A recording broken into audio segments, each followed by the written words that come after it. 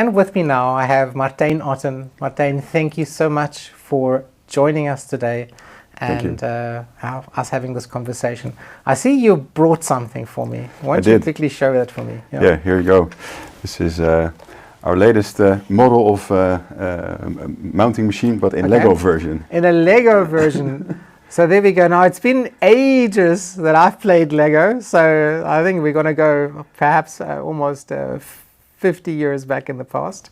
But what does Lego have to do, or at least these mounting machines have to do with Flexologic and the DNA of your company?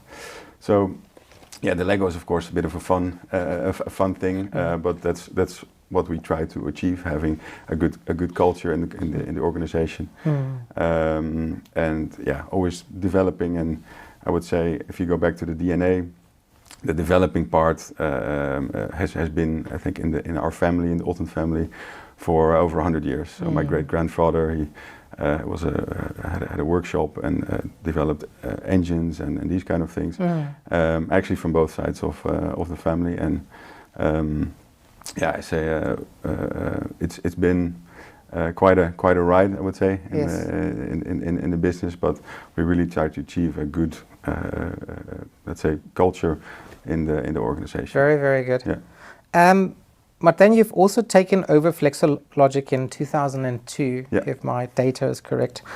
Tell me about the growth and motivation, first of all, about that takeover, and also you have a global presence. So I think regardless where you live in the world, there is presence of Flexologic somewhere. So tell me a little bit about the motivation behind that and the mindset behind that. Yeah.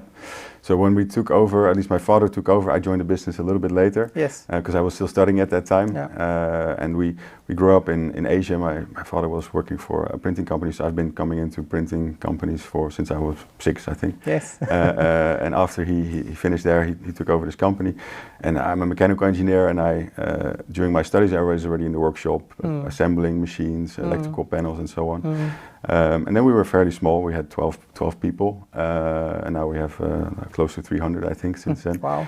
So after my studies, I joined the company, and yeah, with the experience that I gained then as a service engineer, traveling the world, like you say, globally, I saw that there was really the need to be a local as much as possible, and that's when we started when my responsibilities grew in the company, we really started to set up local offices, a local service to be close to the customers, and local sales, both culturally, but also just, we supply mounting machines, and the whole factory in the end depends on that.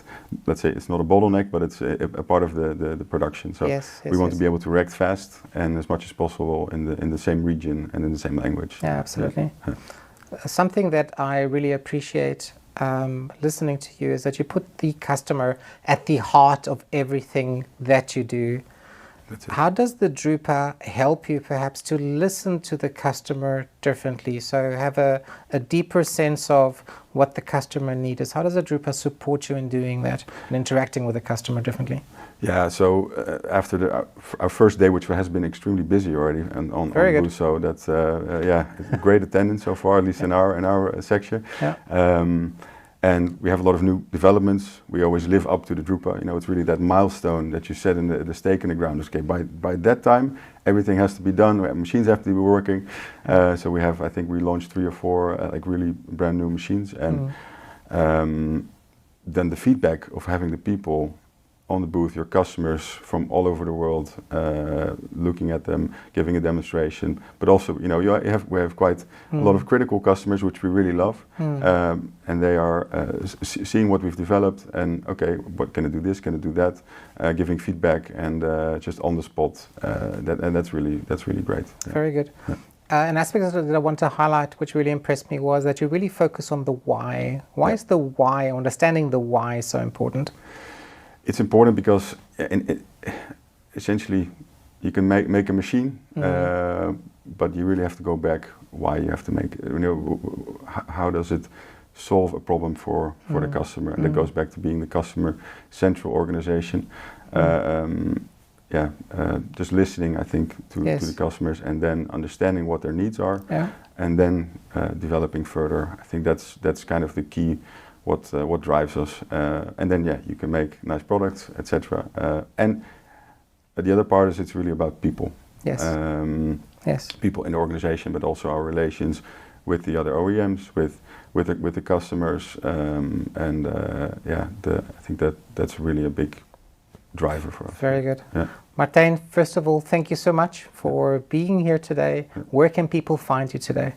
We are in Hall 10. Yes. And come and see us. Yeah. Very good. Yeah.